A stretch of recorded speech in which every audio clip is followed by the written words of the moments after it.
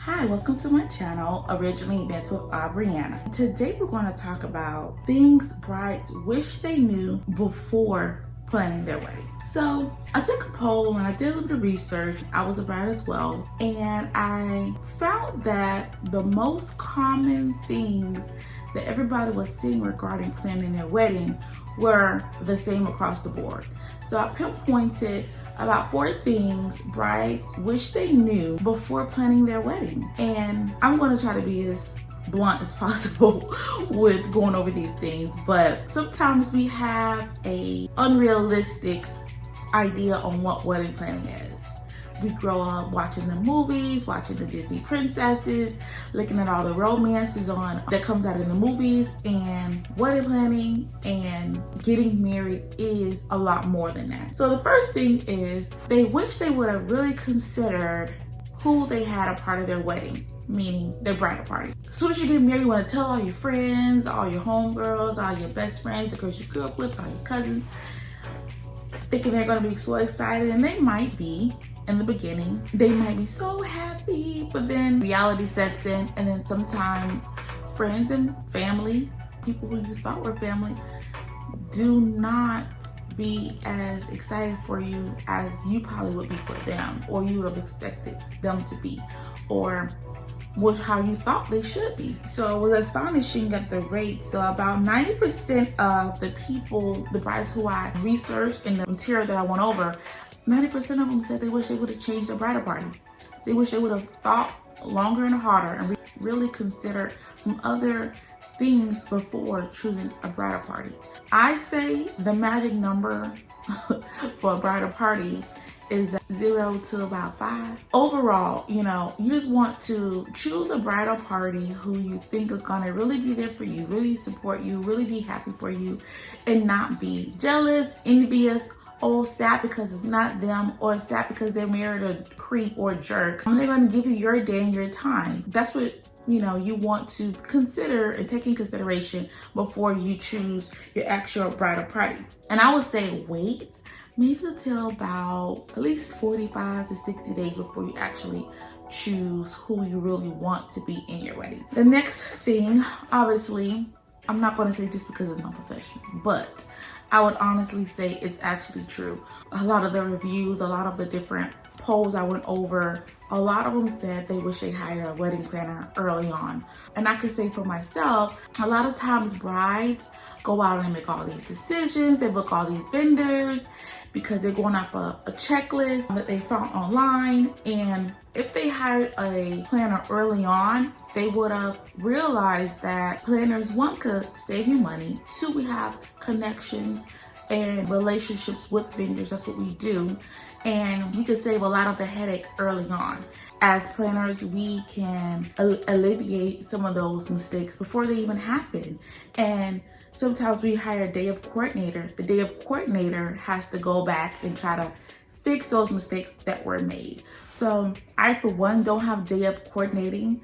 I offer wedding management, and wedding management is a little different than day of, but I'll go over that in another video. So again, you could be the perfect planner. You could be the perfect bride planner. You could be the perfect person who could do all these amazing DIYs. You can be so organized to the T, but on that wedding day, you do not want to be stressed about, are the centerpieces delivered? Such and such, Uncle Jim didn't RSVP, but now he's here, and I gotta find a new seat for him. Where are the chairs? Oh my gosh, the linen lady is here, but the linens don't go all the way to the floor. You want to be sitting back, relaxing, thinking about seeing your husband to be, thinking about and just enjoying this time and soaking and enjoying the moment. Seeing everything that you took time to plan over that year and a half, 2 years, and enjoying that moment, because the wedding day does go by so fast. So you don't want to have to worry about those things. You want to literally just sit back, relax. You want to know that you've hired a professional planner who knows what they're doing. You don't want to have to be the one to be called if anything happens.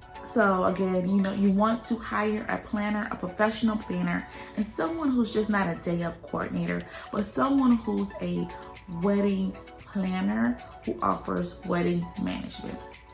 Another thing that brides, that I find brides, this is the most common thing that I've saw, as well as myself. And when I have brides come to me, once we have a consultation and then we start planning, is they don't account for the actual cost of weddings, because it's things that you're gonna not account for. It's things that you don't think about. Like, I don't care if your budget is 20, 30, 40, 50,000, 70, 100. If you have 50 guests, 100 guests, whatever, brides don't realize how much it actually costs to plan a wedding. And it's not cheap. It's not easy. And it's not, oh, just book these vendors, because it's always going to be something that you want to see, or someone's going to recommend this, or somebody's going to say, well, are you doing this, or are you doing that? And you then are going to say, oh yeah, I didn't think about that. Oh yeah, I want to add that in. And no matter what price point or budget you're at in your wedding, trust me, you're gonna go over. And that's with your wants. As you continue to plan, you're gonna sometimes want to add certain things or consider other things. You may not be able to get it, but if you get a good planner, then your planner will be able to say, hey, so yeah, from my experience, the fog machine, cloud, first dance that you want for your wedding, yeah, that's gonna cost you about $500. You may say, oh yeah, I gotta have that, but we know how much those different things cost. So the rule of thumb is, when planning your wedding, always include like 2 to 3% buffer for miscellaneous things.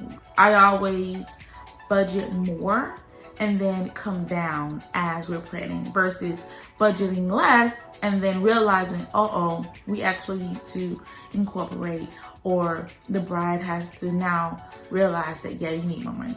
Another thing that brides stated in my research regarding what they wish they knew before planning was, they don't have to care about what other people think. So a lot of times we don't want to appear as a bridezilla. So what we do is we try to appease every single body, all of their thoughts, all of their concerns, ideas, all of their input, when in reality, it is your wedding day. In reality, they may have or will have their day later on. Even if you're not the main one paying for the wedding, there needs a line to be drawn. And sometimes brides don't know how to draw that line. But one of the main things I did see was brides saying they wish they would have not considered everybody else's input regarding their wedding planning. I would say that's really, really unfortunate to have to think about. Is the day after your wedding and you wish you would have done this, or you wish you would have not done that. And now you're like, oh man, you're having not buyer's remorse, but wedding planning remorse, or wedding decision remorse. And you don't want to have to think about those things. You want to do what you want to do. That's what realistic within your budget. That's what you and your partner or fiance discussed and want to do, and leave it at that. You don't want to have to worry about all those, what everybody else is saying or want, or their ideas, because it's not their wedding day. So again, to recap, the main things that brides wish they knew before planning their wedding was: 1, not choosing their bridal party with bridesmaids so early on into the planning phase; hiring a professional wedding planner, not just a day of coordinator, but someone that offers wedding management, who's going to help guide you throughout the whole wedding planning process. Underestimating the actual cost of wedding planning and what it really takes to actually have an amazing wedding day. And lastly, making sure that you are the one who is happy with the wedding decisions and the planning decisions that's being made, without incorporating other people's ideas or desires above your own, and then in the end, you being resentful. Again, thank you for watching my channel. Talk to you next time.